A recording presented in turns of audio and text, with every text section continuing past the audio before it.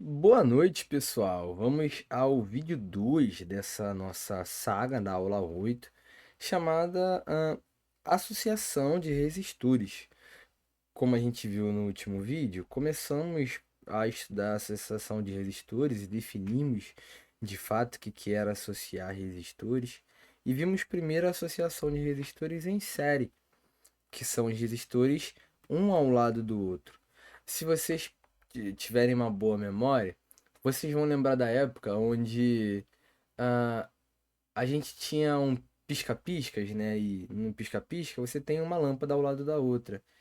Só que, para efeito de fabricação mais rápida, geralmente os pisca-piscas eram ligados em todos os resistores, ou seja, todas as lâmpadas em série. O que que isso gerava? Que quando um resistor queimava, ou uma lâmpada queimava, essa parte então do fio era literalmente danificado e não passava mais corrente por aqui. Só que se não passa mais corrente por aqui, não passa mais corrente para ninguém. Então, se você tivesse uma única lâmpada de todo pisca-pisca que queimasse, todo pisca-pisca parava de funcionar, porque abriu uma espécie de buraco dentro da tua associação em série. Isso acontecia se fosse a primeira, se fosse a última, tanto faz. Se a lâmpada 3 queimasse, ou seja, ela iria parar de funcionar, a corrente é como se eu tivesse abrido um buraco aqui no nosso circuito e a corrente não passa mais por ninguém. A corrente para de circular. Então, quando eu tenho em série, uma associação em série, eu tenho esse perigo, né? Eu tenho essa facilidade de que quando eu ligo uma, eu ligo todas ao mesmo tempo. Essa é a graça do pisca-pisca. Quando eu coloco na tomada, todas ligam ao mesmo tempo. Então isso é uma facilidade. Agora, quando uma também é queimada, é rompida, né, no seu sistema, então todas também vão apagar. É, a gente pode perceber isso também nas lâmpadas da casa, quando a gente tem um único disjuntor que liga duas lâmpadas. Quando eu ligo as duas lâmpadas. Quando eu apago as duas lâmpadas. Isso geralmente acontece com ligações que são em série. Enfim, então a gente estudou as nuances da associação em série e levou da associação em série três consequências bem grandes, né? Que são elas as seguintes. Quando eu tenho a associação em série, a corrente é a, é a mesma para os resistores. A gente levou em consideração também que para que eu achasse a diferença de potencial total, eu tinha que somar a diferença de potencial do resistor 1 com a diferença de potencial consumida pelo resistor 2, com a diferença de potencial consumida pelo resistor 3 e assim sucessivamente. E chegamos à conclusão também que a resistência equivalente, ou seja, a substituição de todas essas resistências por uma só, ela se dava quando a gente calculava que R1 mais R2 mais R3 e assim sucessivamente. Então, para o cálculo da resistência equivalente, só se baseava na soma das resistências. Foi isso que a gente levou em consideração aqui. Agora, na associação em paralelo, vai acontecer o exato oposto, digamos assim. Por quê? Porque a nossa diferença de potencial total também vai gerar uma corrente total. Só que essa diferença de potencial, essa corrente total, ela vai caminhar, caminhar, caminhar, caminhar, caminhar, até que ela chegue num nó. Até que ela chegue num nó. E aí depois ela vai caminhar, caminhar e vai chegar em outro nó. E esses nós são bifurcações. São momentos onde as nossas correntes se dividem. É como se eu tivesse aqui uma corrente total passando. E aí, a partir desse momento aqui, desse ponto A, digamos assim, eu tenho dois caminhos a ser seguido pela mesma corrente. Então, o que que vai acontecer? Então, essa corrente total vai se dividir em uma corrente um e uma corrente 2, onde, obviamente, um mais e 2 volta a ser a corrente total. Mas então essa corrente ela é dividida, não necessariamente de maneira igual, mas ela simplesmente é dividida entre o caminho um e o caminho 2, é repartida entre o caminho um e o caminho 2. É isso que vai acontecer aqui. eu tenho a nossa corrente total, e aí ela vai precisar passar pelo primeiro nó. Quando ela passar por esse primeiro nó, ela está vindo aqui como corrente total, e aí ela vai ter dois caminhos aqui a ser seguidos. O caminho onde ela vai se transformar em I1 e esse caminho aqui que eu vou chamar de I'. É um caminho intermediário, digamos assim. Bom, esse I' aqui vai chegar no segundo nó e ele vai precisar se transformar em I2, que é a corrente que passa aqui pelo resistor 2, e precisar se transformar em I3, que é a corrente que passa aqui pelo resistor 3. Então percebam, a corrente que passa pelo resistor 1 é I1, a corrente que passa pelo resistor 2 é I2 e a corrente que passa pelo resistor 3 é I3. Percebam, fazendo a recomposição das correntes, que o I' ele se dividiu em I2 e em I3. Ou seja, I' é igual a I2 mais I3. E a I total, ela é igual a esse I' mais I1. Ou seja, essa nossa corrente total, ela é igual a I', que é I2 mais I3 mais I1. Então, isso é I1 mais I2 mais I3. E é isso que a gente vai levar em consideração daqui para frente. Eu espero que vocês tenham entendido isso, tá? E é isso daqui que a gente vai tomar as nossas conclusões. Bom, agora pensem comigo igual a gente pensou daquela outra vez. Se eu analiso a primeira lei de Ohm, o que que ela diz para mim?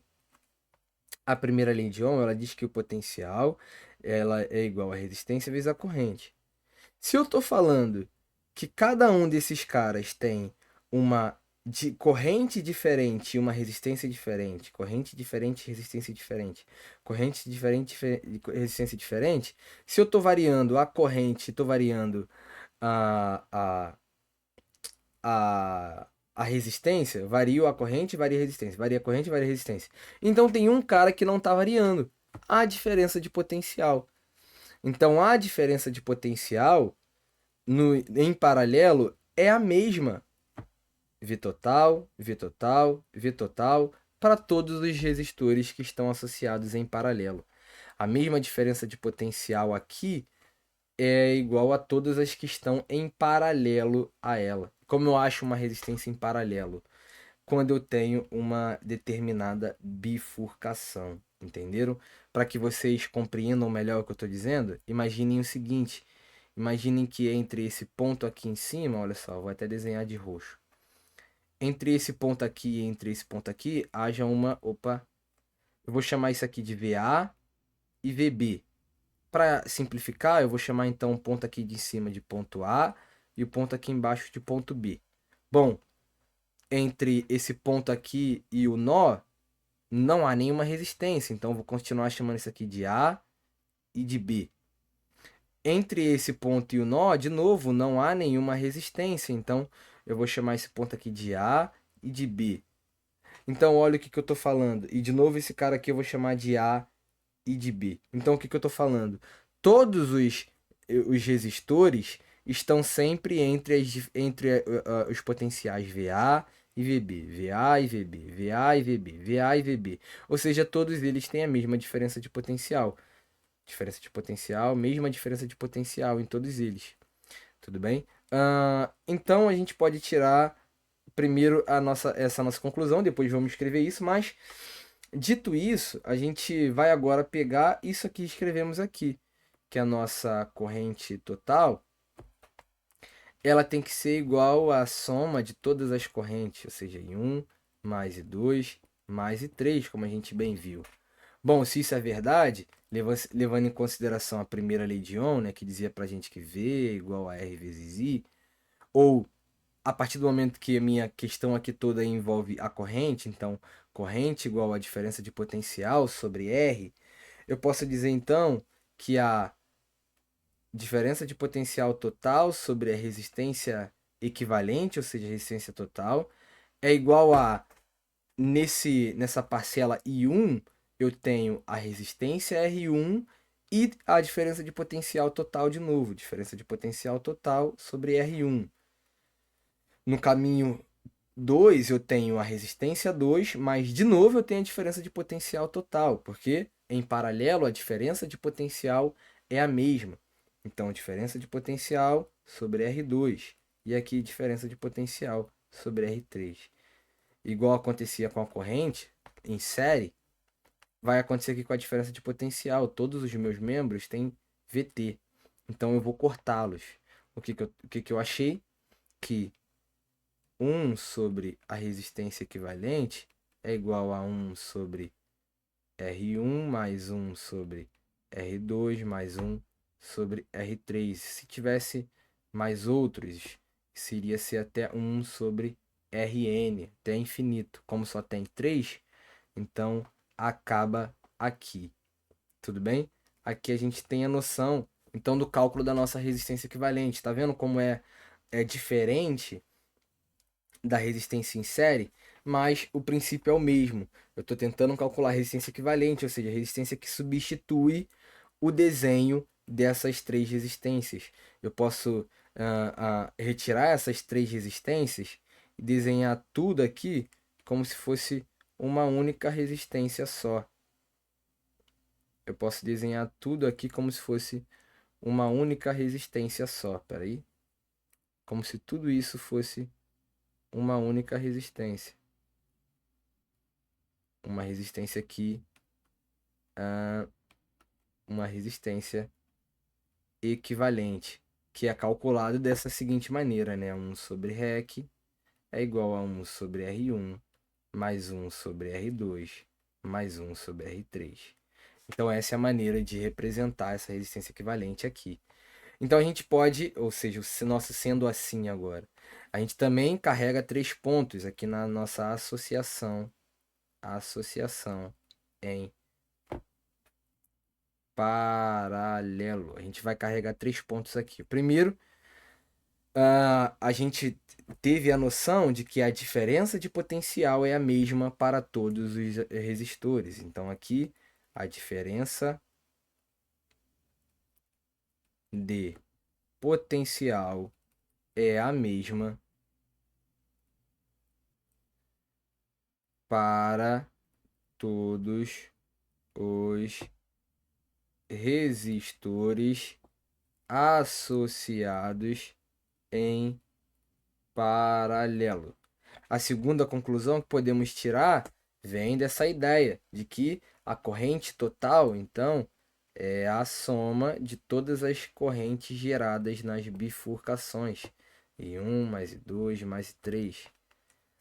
E se tivesse mais bifurcações, isso iria até o número que tivesse, IN. E para o cálculo da resistência equivalente, isso vai ser 1 sobre REC, que é igual a 1 sobre R1 mais 1 sobre R2 mais 1 sobre R3. E se tivesse N resistores em paralelo, seria 1 sobre Rn. E assim a gente calcularia esse cara. E aqui, enfim, a gente finaliza toda a teoria relacionada a isso. Algo importante que vai facilitar as contas de vocês são dois exemplos ou dois casos particulares. Casos particulares. Quais são esses casos particulares? Primeiro caso particular, quando eu tenho dois resistores só associados em paralelo. Ou seja, eu tenho um R1 e um R2. Se eu tenho só dois resistores associados em paralelo e quero calcular a resistência equivalente, o que vai acontecer? Eu vou escrever aqui que isso é 1 sobre REC, que é igual a 1 sobre R1 mais 1 sobre R2. Só que isso vai acabar virando uma fórmula para gente. Porque se eu fizer um MMC desses dois caras, ou seja, se eu multiplicar aqui em cima e embaixo por R2, se eu multiplicar aqui em cima e embaixo por R1, eu vou ter que 1 sobre a resistência equivalente é igual a R2 sobre R1 vezes R2 mais R1 sobre R1 vezes R2. Ou seja, eu tenho aqui que 1 sobre a resistência equivalente é igual a R1 mais R2 dividido por R1 vezes R2, né? Porque aqui eu estou somando frações de mesmo denominador. Se eu só inverter esse cara, jogar o REC para cima e jogar esse cara para cima, eu posso fazer isso, matemática.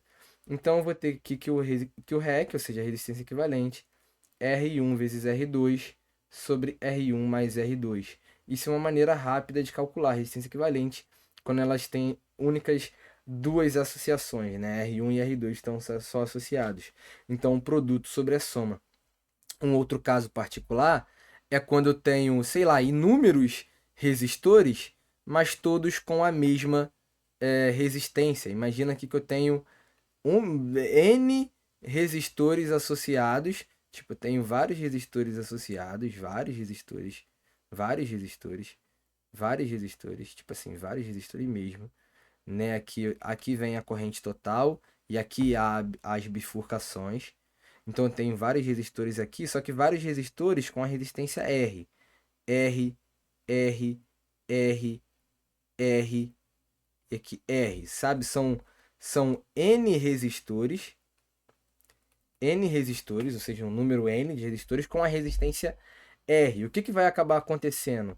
Eu vou ter aqui que vou ter 1 sobre resistência equivalente, vai ser igual a 1 sobre R, mais 1 sobre R, mais 1 sobre R, mais 1 sobre R, porque sempre é mesmo R. Isso um número N de vezes. Ou seja, a soma total disso tudo vai ser que 1 sobre REC vai ser essa soma feita N vezes, ou seja, N vezes 1 sobre R, ou seja, N vezes N sobre R. Se eu tenho N vezes 1 sobre R, é porque eu tenho N sobre R. Se eu fizer de novo essa coisa de jogar para cima, o que eu tenho? Que a resistência equivalente nesse caso é pegar esse valor e dividir pela quantidade de vezes que ele aparece. Então, se eu tenho uma resistência de 10 ohms sendo associada em paralelo 4 vezes, então a sua resistência equivalente é 10 dividido por 4, que seria 2,5. Então aqui a gente finaliza os casos particulares, finaliza o estudo sobre associações de resistores em paralelo. Na próxima aula a gente vai ver a associação de resistores mista, ou seja, quando a gente juntar tanto a associação em série quanto a associação em paralelo. E eu espero vocês lá.